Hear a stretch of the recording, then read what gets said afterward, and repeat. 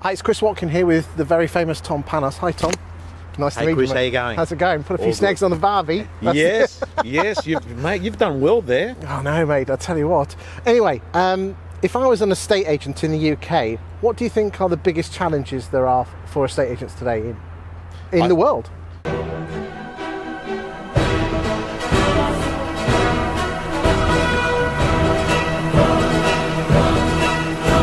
Okay, so you've asked in the UK and the world, and I can pretty much tell you the answer is going to be exactly the same, right? So we live now in a world where you've got price-sensitive consumers, they're time poor, they're socially media savvy, so you start thinking, Chris, think like the consumer.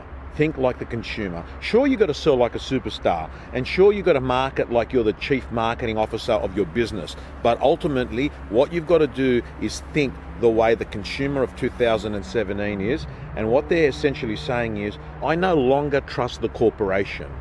I no longer trust the hotel that's got a 10 million advertising budget that's going to tell me how crash hot they are. I want to actually listen to the guy or girl that stayed at that hotel. People like me. Correct. They want to know what Chris thinks of that hotel. So I think the biggest challenge right now is helping an estate agent understand no longer do people care what you say. What they care about is what your customer is saying. So what does that mean?